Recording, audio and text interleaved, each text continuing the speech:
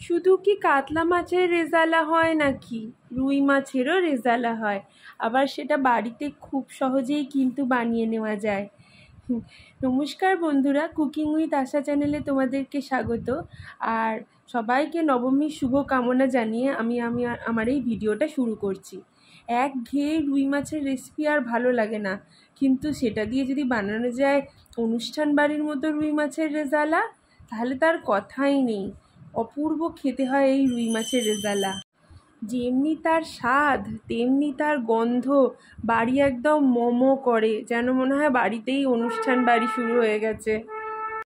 তাহলে চলো দেখে নেওয়া যাক কেমন করে বানিয়েছি আমি এই রুই মাছের রেজালা। এর জন্য দেখো, রুই মাছটাকে আমি আগেই ভেজে নিয়েছি। তো রুই মাছটাকে কিন্তু কড়া করে ভাজবে, ভালো করেই ভেজে নিও রুই মাছটাকে। এটা জ্যান্ত রুই মাছ ছিল, কিন্তু সেটাতেও কিন্তু খুব ভালো রেজালা হবে। তো মাছটা আমি ভেজে নিয়েছি। এবার আমি আবার একটু গ্যাসে কড়াই বসিয়ে দেব।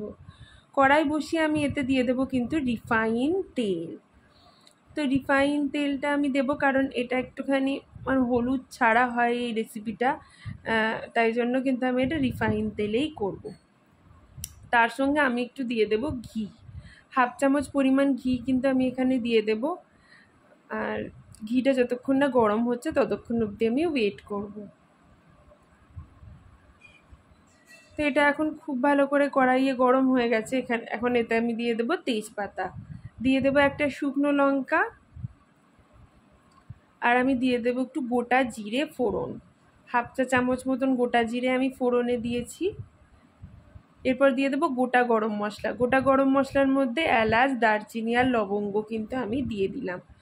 সব ফোড়নগুলো ভালো করে ভাজা ভাজা হয়ে গেলে আমি দিয়ে দেবো পেঁয়াজ বাটা।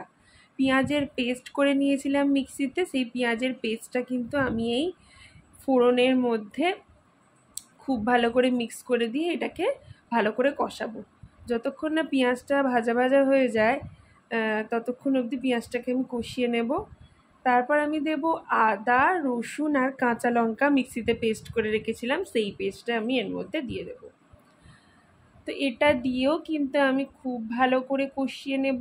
পেঁয়াজটার সঙ্গে কিন্তু এটাও খুব ভালো করে কষিয়ে নেব, যতক্ষণ না এই আদা রসুনের একটা কাঁচা গন্ধ সেটা যতক্ষণ না চলে যায় ততক্ষণ অবধি আমি এটাকে কিন্তু কষাতে থাকবো।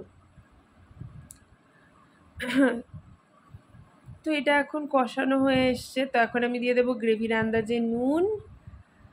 হলুদ কিন্তু আমি এখানে ইউজ করব না, কারণ এই রান্নাটায় হলুদ দেওয়া হয় না। তো এবার আমি আরেকটু ভালো করে কষিয়ে নেব রান্নাটা। এখন খুব ভালো করে মশলাটা কষানো হয়ে গেছে। এখন আমি এতে দিয়ে দেব কিন্তু একটা সাদা পেস্ট, সেটা হলো দই, কাজু আর চারমগজ একসঙ্গে মিক্সিতে আমি ফেটিয়ে নিয়েছি, মানে মিক্সিতে আমি ব্লেন্ড করে নিয়েছি, সেই পেস্টটা কিন্তু দিয়ে দেব। তোমরা ভালো করেই জানো যে কোনো রেজালা রেসিপিতেই, যেহেতু এটা একটা মোগলাই রেসিপি, তো এতে একটা সাদা মশলা দিতে লাগেই। তো সেটা হচ্ছে এই কাজু, টক দই আর চারমগজ একসঙ্গেই আমি ব্লেন্ড করে নিয়েছি। তো সেটা দিয়ে কিন্তু আমি কষিয়ে নেব আরও 3 থেকে 4 মিনিট ধরে কিন্তু আমি এটাকে কষিয়ে নেব। এখন আমি দিয়ে দেব 2টো কাঁচা লঙ্কা, একটু টুকরো করে দিয়ে দেব, আর ফাটিয়ে দিয়ে দেব, এতে কাঁচা লঙ্কার ফ্লেভারটাও যায়। এতে কিন্তু কোনো রকম শুকনো লঙ্কা ইউজ করা হচ্ছে না, কাঁচা লঙ্কা ইউজ করা হচ্ছে। তো এটা আমি ভালো করে কষিয়ে নেব।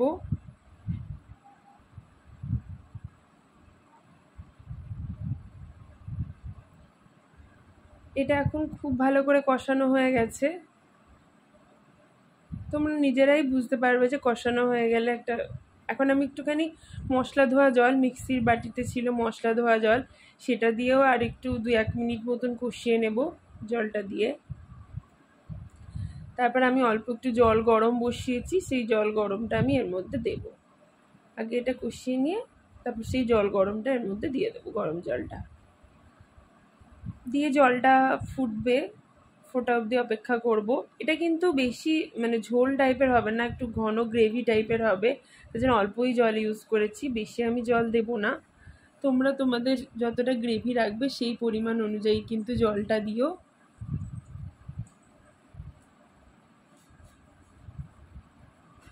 তো ঝোলটা যেই ফুটে উঠেছে আমি এখন এর মধ্যে দিয়ে দেবো সেই ভেজে রাখা রুই মাছগুলো। ভাজা রুই মাছগুলোকে দিয়েও আমি কিছুক্ষণ কিন্তু ফুটিয়ে নেব, যতক্ষণ না এই ঝোলটা টানছে। আরও কিছু মশলা অ্যাড করতে হবে এখানে।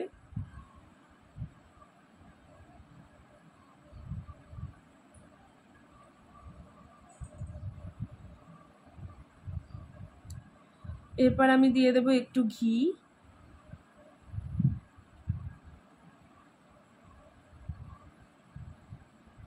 ঘি দিয়ে আমি দিয়ে দেবো একটু গরম মশলার গুঁড়ো।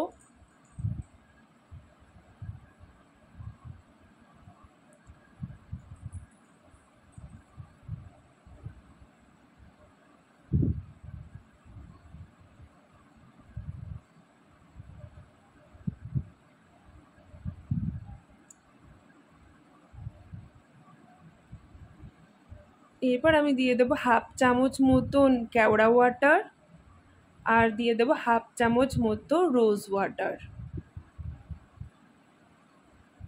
এরপরেই কিন্তু আমি কড়াইটা বন্ধ করে একটুখানি গ্যাসটা বন্ধ করে কড়াইটা একটু ঢাকা চাপা দিয়ে দেবো, যাতে ফ্লেভারগুলো ভালো করে মিশে যায়। এটা কিন্তু খুব দারুণ খেতে হয় বন্ধুরা, একবার অবশ্যই কিন্তু এই রেসিপিটা ট্রাই করো। এটা জিরা রাইস, প্লেন রাইস, পোলাও সবের সঙ্গেই তোমরা সার্ভ করতে পারো, ভীষণই ভালো লাগে এটা খেতে। অবশ্যই কিন্তু তোমরা এই রেসিপিটা ট্রাই করো, আর কেমন হয় আমাকে কিন্তু জানিও। আমার এই রেসিপিটাতে কিন্তু লাইক, কমেন্ট আর শেয়ার করতে কিন্তু ভুলো না।